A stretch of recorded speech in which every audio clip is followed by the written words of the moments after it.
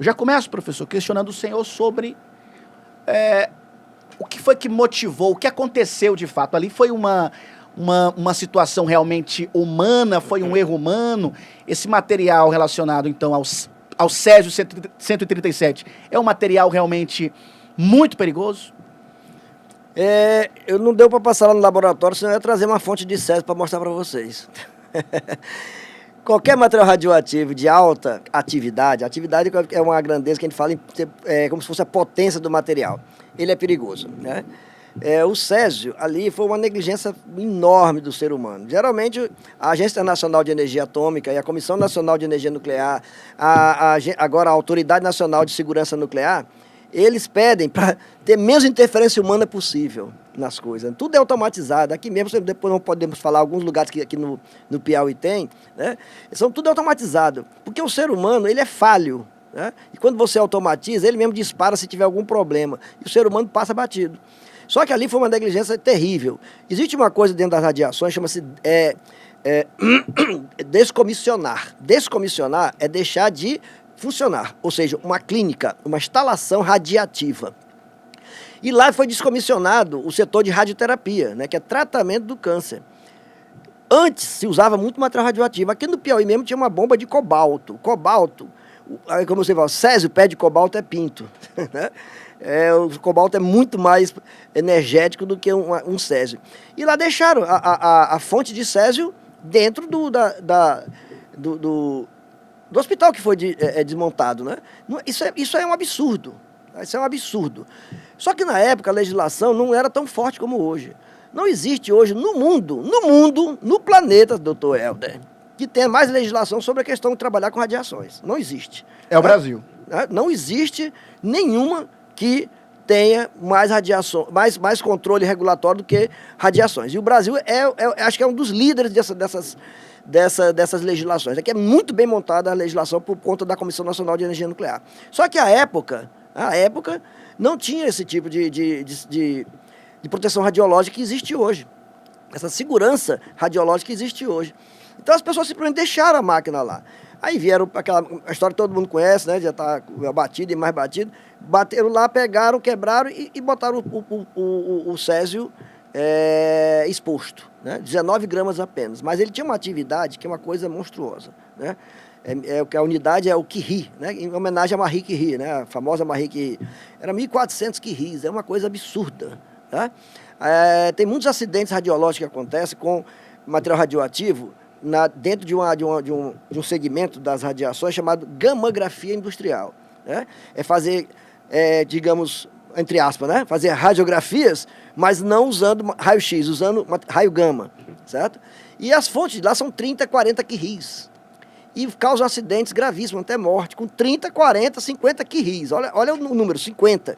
E lá tinha 1.400 Curies. Né? Era um absurdo, era uma energia, é uma atividade enorme, né? Mesmo para pouquinha quantidade, uma colherzinha de comida, né? Você coloca aquele Césio. Mas foi uma negligência humana, tá? E um detalhe, estava em pó. Aqui no Piauí nós tínhamos o cobalto, tinha 5.600 Curies. Era 3, 4 vezes mais do que eu tinha lá no... Mas é totalmente blindado. Não tem como haver alguma emergência, algum problema, algum acidente, a não ser que seja negligência humana. Tá? Eles desativaram aquele local. E deixaram a chama descomissionada. Deixaram o aparelho com o Césio 137 lá. As pessoas eram desinformadas, acabaram pegando, manipulando e aconteceu tudo isso. Exatamente. Antes desse acidente radiológico, como é que era o descarte, por exemplo, desse tipo de material? E depois desse acidente mudou muito? Tudo mudou. Primeiro foi Chernobyl, que foi no ano anterior. E depois foi Goiânia. Goiânia é o maior acidente radiológico do planeta, né? A questão da abrangência que esse acidente teve dentro de Goiânia foi uma coisa fantástica, né? Coisa absurda. Então, mudou demais, né? Tudo, as normas, chama-se... Antes chamava-se normas CENEM, NN, né? Hoje é normas ANSN, da autoridade CENEM, transformou-se em ANSN, uma parte da CENEM. Eles regulam tudo. Então, qualquer atividade dentro da radiação tem uma normatização. Na época não tinha, certo? Hoje não, você não pode fazer mais isso. Se você e é fiscalizar direto. A CENEM é um órgão extremamente fiscalizador, diferentemente da Anvisa daqui. O que a Anvisa tem a ver? A Anvisa mexe com os radiodiagnósticos. Quem fiscaliza os radiodiagnósticos é a Anvisa. Raio-X odontológico, raio-X convencional, mamografia, densitometria óssea, tomografia, isso é com a Anvisa, não é com a CENEM. As pessoas não sabem disso, né? A CENEM mexe com outras fontes de radiação, principalmente a área industrial, é a CENEM. Medicina nuclear e radioterapia é a CENEM, tá? Por quê? O nível de radiação é muito alto. Tá? Então, a Anvisa, ela não fiscaliza, mas a CENEM é o tempo todo em cima das clínicas de radioterapia, das clínicas de medicina nuclear, que aqui é muito comum, né? Tá certo? Então, hoje, para acontecer um problema desse, é muito, mas muito raro, muito difícil. Não tem como, é só se a pessoa mesmo chegar e querer abrir, o próprio dono da empresa deixar e querer abrir, não pode. Tá? Então, ela sempre fiscalizar regularmente você tem que informar o que está acontecendo na empresa, tá? Tem que ter a reautorização. Tá? Não é autorização para o resto da vida, não. Tá? Você tem que, periodicamente, você tem que fazer relatório da CENEM e mostrando o funcionamento. No dia que você não quiser mais funcionar, você tem que avisar a CENEM e fazer todo o desmonte da clínica. Tá? Hoje não tem mais esse perigo. A série, ela mostra que alguns personagens principais ficaram impressionados com o brilho que era emitido pelo Césio-137. Algumas delas passaram no corpo. Teve o caso da criança que pegou no Césio, depois comeu um ovo e acabou ingerindo o Césio-137. É muito mais problemático do que fora. E o que de fato o Césio pode acabar ocasionando no corpo humano? Não é o Césio, qualquer material radioativo. Qualquer material? Qualquer material radioativo, a sequência é a mesma. Tá? Agora, depende da emissão. Se você tem um emissor alfa, beta e gama, né? Se você tem um emissor alfa, como no caso urânio, né? Isso aqui, ó, que é uma areia tório, tá? Tório aqui, certo?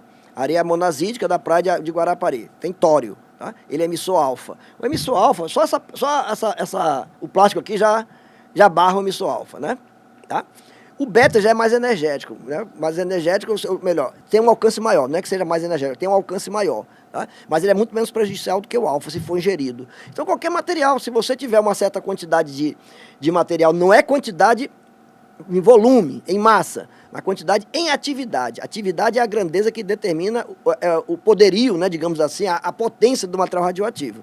Então, se tiver uma certa quantidade de atividade, pode ser qualquer material radioativo. Se tocar em você, se você engolir, é pior ainda, porque chama-se incorporar o material radioativo. Tá? Ou pela inalação, ou pela ingestão, ou por algum corte pela via sanguínea. Então você está contaminado. É uma diferença muito grande que as pessoas não conhecem. Contaminado e irradiado. Nesse momento eu estou segurando isso aqui. Eu estou contaminado? Não estou em contato. Ah, mas eu estou sendo irradiado. Está saindo radiação dela para minha mão. Bem fraquinha, mas está. Eu disse, isso aqui, o pessoal toma banho, isso aqui é aberto ao público, não tem problema nenhum. É muito radioativo? Em relação ao meio ambiente mas é muito menos do que o limite mínimo que a Agência Internacional de Energia Atômica estipula. Então é muito fraco, isso aqui não vai fazer mal a ninguém, tá certo? Então, dependendo do material, a atividade do material, você tem sim, se é perigoso ou não. Então isso aqui, ó, é material radioativo e não é perigoso, tá certo?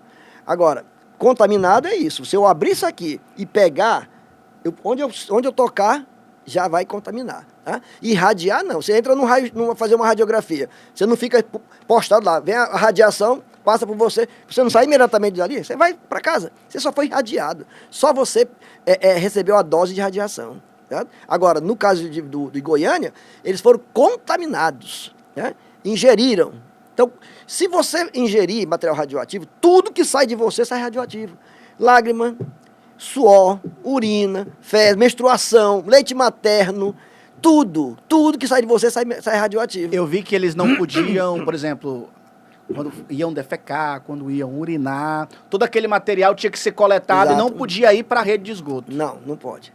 E não vai, porque é Césio-137. O Césio-137 tem uma meia-vida, ou seja, é o tempo de a metade que o material se decaia, né, tem decaimento, 30 anos. São 30 anos. Então uma atividade de 1.400 QI, em 30 anos vai para 750 QI, que ainda é extremamente forte, mortal, muito mortal, né? Depois de mais de 30 anos, ou seja, 90 anos, de 750 vai para quanto? 300 e pouco, né? Então é muito, muito complicado é mexer com material radioativo de grande meia-vida.